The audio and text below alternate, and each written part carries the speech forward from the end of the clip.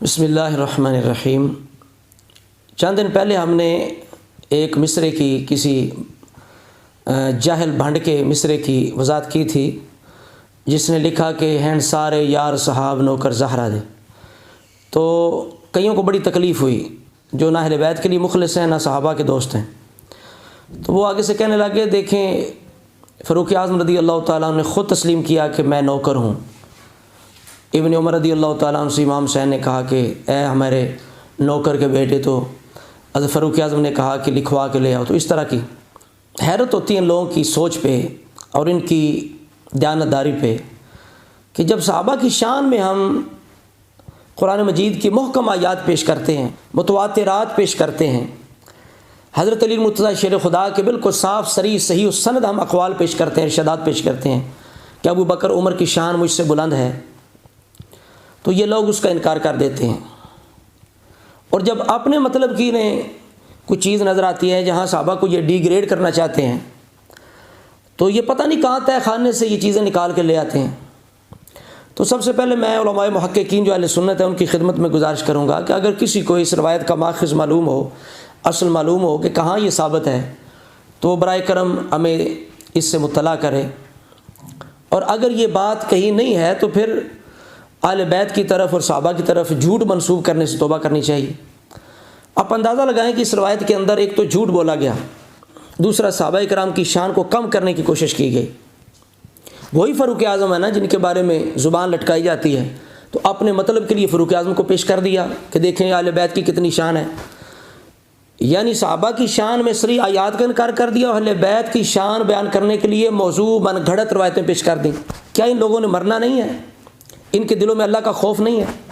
کیا اہل بیت کی شان جو ہے وہ موضوع روایات کی، من گھڑت بے سند روایات کی محتاج ہے؟ اور دیکھیے اس روایت میں کتنی توہین ہے حضرت علی المرتضیٰ شیر خدا کی، سیدہ خاتون جنت رضی اللہ تعالیٰ عنہا کی کتنی توہین کی گئی کہ نبی علیہ السلام نے یہ فرمایا کہ وہ ہم میں سے نہیں ہے جو بڑوں کا ادب نہ کرے اور چھوٹوں پہ شفقت نہ کرے۔ اب یہ بتائیے اگر اس بات کو مان بھی لیا جائے، کیا حضرت علی المرتضیٰ شیر خدا فاطمہ زہرا نے یہ تربیت کی امام حسین کی کہ عمر جو ہے وہ ہمارا نوکر ہے، ابو بکر ہمارا نوکر ہے، عثمان ہمارا نوکر ہے، فلاں ہمارا نوکر ہے؟ کیا یہ کچھ بچوں کو سکھایا جاتا ہے؟ یقیناً بچہ اپنے سے ایسی بات نہیں کر سکتا، گھر میں اگر کوئی تربیت ہو تو اس کی وجہ سے ایسی باتیں بچے کرتے ہیں۔ تو یہ الزام ہے سیدہ خاتون جنت پہ، علی المرتضیٰ شیر خدا پہ، کہ فاروق اعظم وہ ہیں کہ جن کی شان مولا علی شیر خدا خود بیان کرتے ہیں، اپنے سے جن کی شان بلند فرماتے ہیں۔ محمد بن حنفیہ نے پوچھا کہ نبی علیہ السلام کے بعد بہترین کون ہے، افضل کون ہے؟ تو آپ نے فرمایا ابو بکر ہے، پھر عمر ہے، اور عمر فاروق وہ ہیں کہ جو علی المرتضیٰ شیر خدا کے داماد ہیں۔ عمر فاروق وہ ہیں جو حضرت امام حسن امام حسین کے بہنوئی ہیں۔ حضرت عمر فاروق وہ ہیں جو امیر المومنین تھے۔ تو کیا عقل اس بات کو گوارا کرتی ہے، یا حضرت علی المرتضیٰ شیر خدا خاتون جنت جو ہیں، کیا ان کے بارے میں ہم یہ گمان رکھ سکتے ہیں کہ بچوں کی ایسی تربیت کیا کرتے تھے کہ تم بڑوں کو نوکر کہا کرو؟ تو خدا کے لیے کچھ ڈریں، خوف کھائیں، ایک دن مرنا ہے، اللہ کے حضور حاضر ہونا ہے۔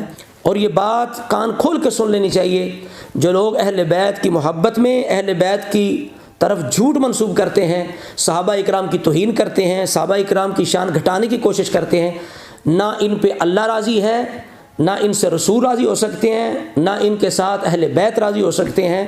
تو لہٰذا خدا کے لیے اپنی آخرت کی فکر کریں، اس طرح کی جھوٹی باتیں جو ہیں وہ آل و صحاب رضی اللہ تعالیٰ ان کی طرف منسوب نہ کریں۔ اللہ تبارک و تعالیٰ ہم سب کو حضور نبی کریم علیہ السلام کے آل و صحاب کی سچی غلامی اور محبت نصیب فرمائے۔ السلام علیکم ورحمۃ اللہ وبرکاتہ۔